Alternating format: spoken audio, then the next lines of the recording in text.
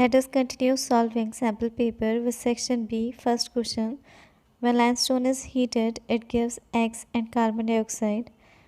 In the second step, X is reacted with water to give slaked lime. We have to identify which of these reactions is endothermic and which is exothermic. Limestone is calcium carbonate CaCO3.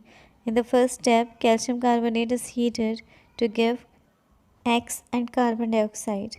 We know that when calcium carbonate CaCO3 is heated, it decomposes to give calcium oxide and carbon dioxide.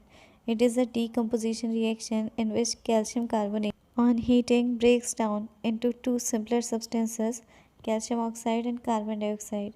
Since heat is absorbed during the reaction, it is an endothermic reaction. All decomposition reactions are generally endothermic in nature as they take place only when the energy in the form of heat, light, or electricity is supplied to them. In the second step, calcium oxide reacts with water to give slaked lime. Slaked lime is calcium hydroxide, CaOH whole twice. It is a combination reaction since two compounds, calcium oxide and water, have combined to form a single compound, calcium hydroxide. The reaction of calcium oxide with water is an exothermic reaction as large amount of heat is produced during this reaction. Generally, all combination reactions are exothermic reactions. So option C is correct. Next question is, in which year is concentration of hydrogen ion the highest? They have given pH values on one axis and year on another axis. And we are asked about hydrogen ion concentration. We know that कि hydrogen ion concentration जितनी ज़्यादा होती है उतना ही strong acid होता है. किसी acid के सॉल्यूशन में जितना ज़्यादा हाइड्रोजन आयंस की कॉन्सेंट्रेशन होगी वो एसिड उतना ही ज़्यादा स्ट्रॉन्ग होगा. But pH of the solution decreases with increase in hydrogen ion concentration, which means more acidic is the solution, lesser is the pH than 7. जितना ज़्यादा स्ट्रॉन्ग एसिड होगा, जितनी ज़्यादा उसके अंदर हाइड्रोजन आयन की कॉन्सेंट्रेशन होगी, उतनी ही लो उसकी pH वैल्यू होगी. Now if we compare the values of pH for 2002, 2008, 2011 and 2005, we find that the value of pH is lowest in 2002. तो pH सबसे कम 2002 में है, इसका मतलब 2002 में हाइड्रोजन आयन की कॉन्सेंट्रेशन सबसे ज़्यादा थी. So option A is correct. Next question is, the diagram shows the reaction between metal and dilute acid. What is the reason for different behavior of magnesium in test tube B? So here 4 test tubes are shown and all these test tubes contain dilute hydrochloric acid and different metals. In the first test tube, zinc is present. In the second test tube, magnesium and dilute hydrochloric acid. In the third test tube, iron and hydrochloric acid. And in the fourth test tube, copper and hydrochloric acid are given. We can see that in test tube B, magnesium is floating, while in all other test tubes, the metals are settled down. So we are asked the reason different behavior of magnesium. In the first test tube, zinc reacts with dilute hydrochloric acid to form zinc chloride and hydrogen gas is evolved. In the second test tube, magnesium reacts with hydrochloric acid to form magnesium chloride and hydrogen gas is evolved. In the third test tube, iron reacts with hydrochloric acid to form iron chloride and hydrogen gas is evolved. In the fourth test tube, copper does not react with hydrochloric acid as copper is less reactive than hydrogen. It lies below hydrogen in reactivity series and cannot displace it from its salt, so no reaction takes place in the fourth test tube. The order of reactivity is magnesium, zinc, iron and copper. Magnesium, being most reactive, reacts most vigorously with acids, producing a large amount of hydrogen gas. Due to production of large amount of hydrogen gas, the bubbles of hydrogen gas stick to the surface of magnesium, due to which magnesium rises up and floats on the surface. So option B, magnesium reacts with dilute hydrochloric acid to produce hydrogen gas, which helps in floating, is correct. Next question is, table shown below gives information about 4 substances A, B, C and D and we have to identify ionic compounds from the given substances. Ionic compounds are made up of oppositely charged ions. These ions are held together by a strong electrostatic force of attraction. Ionic compounds require a lot of heat to cut off these forces of attraction and break them into ions, due to which they have a high melting and boiling point. In the table we can see substance A has very low melting point, so substance A cannot be an ionic compound.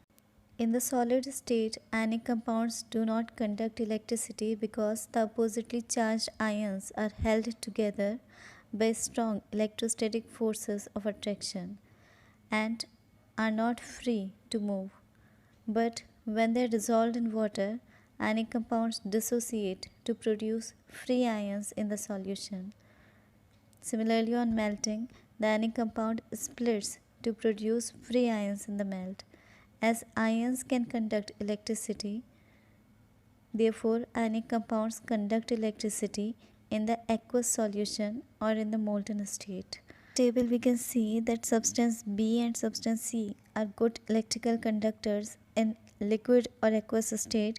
So option B, which says that B and C are ionic compounds, is correct.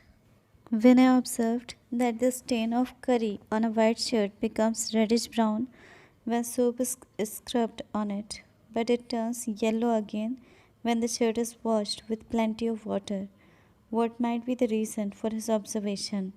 While eating food, if curry falls on the white shirt, yellow stain is produced due to presence of haldi in the curry. When we apply soap solution on the cloth, the yellow stain of haldi becomes reddish brown because soap solution is basic in nature.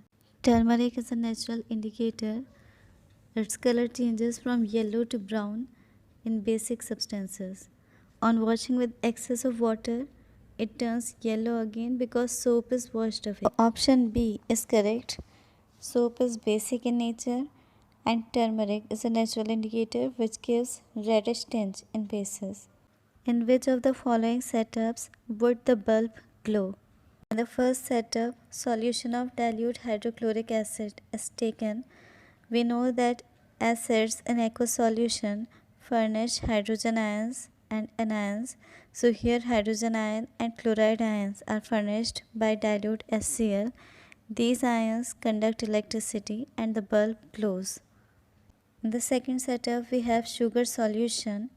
Sugar does not ionize in water, so no ions are produced. In this case, due to absence of ions, there will be no conductance of electricity and the bulb will not glow. In the third setup, we have taken alcohol solution. Alcohol also does not ionize in water, so no ions will be produced. Due to absence of ions, electricity will not be conducted and the bulb will not glow in this case.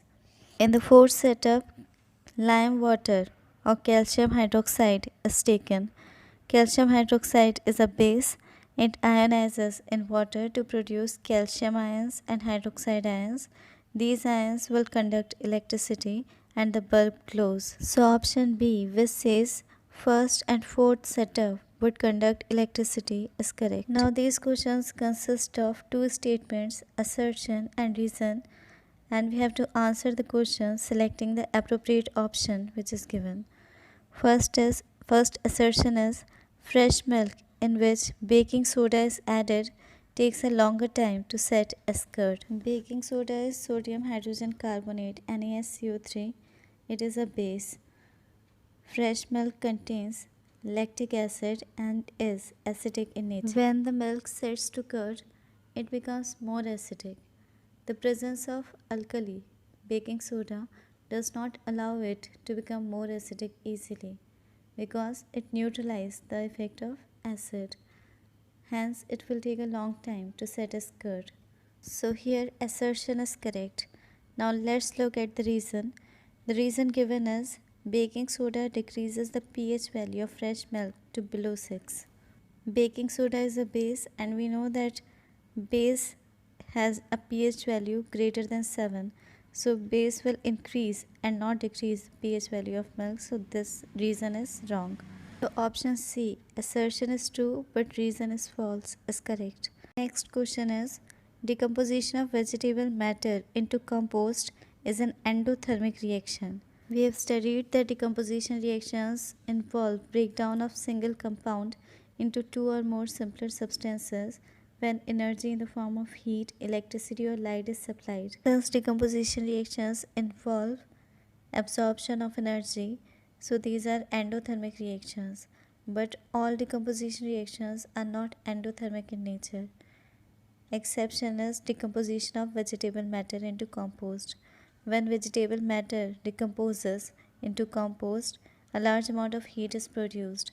So decomposition of vegetable matter into compost is an exothermic reaction. So here assertion is wrong. Decomposition of vegetable matter into compost is not an endothermic reaction. Now let's look at reason. Decomposition reaction involves breakdown of a single substance into simpler products. So option D, assertion is false but reason is true, is correct. The table given below shows the reaction of a few elements with acids and bases to evolve hydrogen gas. Which of these elements form amphoteric oxides? The non-metallic oxides are generally acidic and the metallic oxides are generally basic. Amphoteric oxides are the oxides that behave as both acidic and basic oxides. Amphoteric oxides react with both acids as well as bases to produce salts and water. So option D, which says elements B and D form amphoteric oxides, is correct. Cable manufacturing unit tested few elements on the basis of their physical properties. Which of the above elements were discarded for usage by the company? First property is malleable. Malleability means substances can be beaten into sheets. Second is ductile. Ductility means these substances can be drawn into wires. You can see in the table that only elements W and Z can be drawn into wires. Only elements W and Z are ductile. From the table it is clear that only W can conduct electricity. So that means only W is the element which can be used by the cable company for making wires. All other elements X, Y, Z cannot be used. Hence they are discarded by the company. Now section C. Section C consists of cases followed by questions. The first case is the salt story. The salt pans in Marakkanam, a port town about 120 km from Chennai, are the third largest producer of salt in Tamil Nadu. Separation of salt from water is a laborious process, and the salt obtained is used as raw materials for manufacture of various sodium compounds.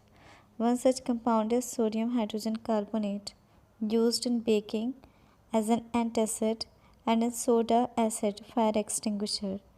The table shows the mass of various compounds obtained when 1 liter of seawater is evaporated. 28 gram of sodium chloride, 8 gram of magnesium chloride, 6 gram of magnesium sulfate, 2 gram of calcium sulfate, 1 gram of calcium carbonate. Total 45 gram of salt is obtained when 1 liter of seawater is evaporated. Let's look at the questions which are based on this paragraph. First question is, which compound in the table reacts with acids to release carbon dioxide? Now let's look at the compounds which are given in the table. The compounds given in the table are sodium chloride, magnesium sulfate, calcium sulfate and calcium carbonate. We know that acids react with metal carbonates or metal hydrogen carbonates to produce carbon dioxide. So calcium carbonate will react with acid to produce calcium chloride and carbon dioxide. So option C is correct.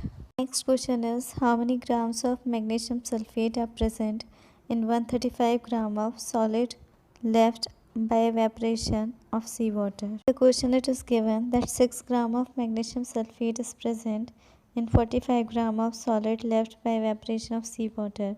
So let X gram of magnesium sulfate is present in 135 gram of solid left by evaporation of seawater. We'll calculate the value of X by cross multiplication. The value of X comes to be 18 gram, which means 18 gram of magnesium sulfate is present in 135 gram of solid left by evaporation of seawater. Next question is, what is the saturated solution of sodium chloride called? The saturated solution of sodium chloride is called brine. So option A is correct. A saturated solution is a solution that cannot dissolve any more quantity of solute in a given amount of solvent at a given temperature. Next question is, what is the pH of the acid which is used in the formation of common salt? Common salt is NaCl, hydrochloric acid HCl, and sodium hydroxide NaOH are used in the formation of common salt. Hydrochloric acid is a strong acid. Strong acids furnish large concentration of hydrogen ions in aqueous solution, and pH value decreases with increase in hydrogen ion concentration. Stronger is the acid, lower is the value of pH. Since HCl is a very strong acid, so its pH value is very low. Option A is correct. pH value of HCl is between 1 to 3.